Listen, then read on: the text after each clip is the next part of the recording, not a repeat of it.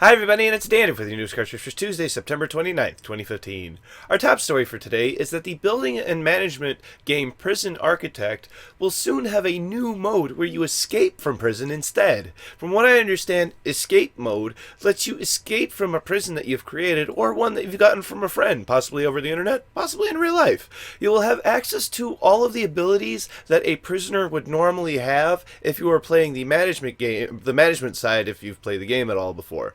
The developer said that the idea for this actually started out as a joke, and that this would be the end content, that for some reason you would end up going to a prison of your own design, and then you would have to escape out of it. It's actually, for a joke, that sounds like a really cool idea. And now it is a really cool idea that you get to play. Also note that the DLC drops for the game today, as well as it will be leaving early access a week from today on October 6th, and I'll probably pick it up again and stream it. I didn't play very much of it about a year ago, and I'll probably be bored with Terror Attack in about a week, right? Who am I kidding? I won't. If you play Ark Survival Evolved, then you and your tribe have even more dangers to deal with, but this time in the shape of new environments. A snowy region, as well as a swamp area, have been added to the map. The snow will lower your temperature, making you fatigue much easier, but will keep you cool when the sun starts to beat down on you, and the swamp won't have an area of effect, but will be full of life, ready to take a bite out of you. It's been a while since I've played Ark, but this is their 216th patch. Holy crap, that's right, 216 patches. Wow, the game's only been out for about 5 months, so keep up the good work, guys. The patch is live now if you want to go either trudge through a swamp or trudge through snow. Here's an interesting one. Chat Falasek, sorry if I butchered your name, of Valve has stated that the idea of VR must get you sick is bullshit. That's a direct quote. Also stating that it's no longer the hardware's fault anymore. It's the developer making choices that are making you sick. Tell them you don't want that. I haven't had much VR experience myself beyond a few carnival games where you put on a headset and stand in a thing and shoot a gun. But hopefully I will have a VR headset sometime in 2016. I don't think I'll have one by the end of the year.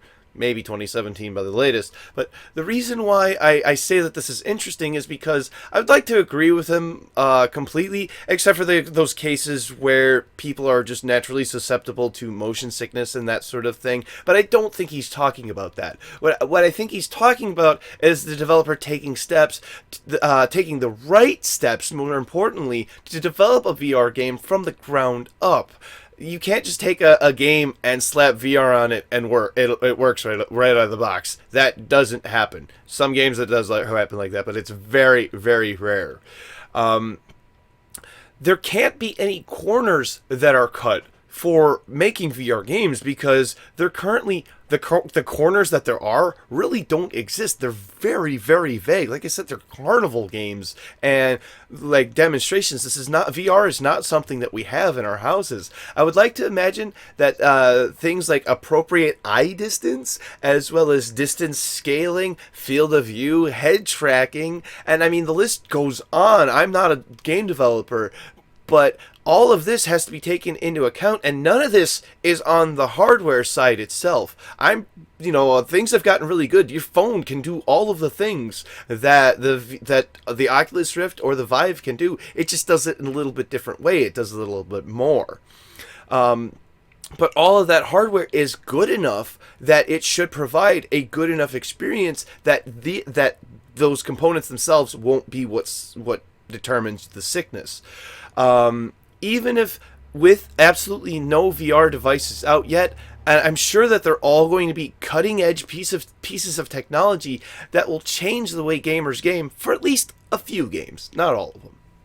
Finally for today, last week a couple of my usual sources reported on someone spotting something in a DLC trailer for Arkham Knight, saying how the PC version would be releasing soon. Well, today Ames Kermish of WB has stated that they think Batman has endless possibilities.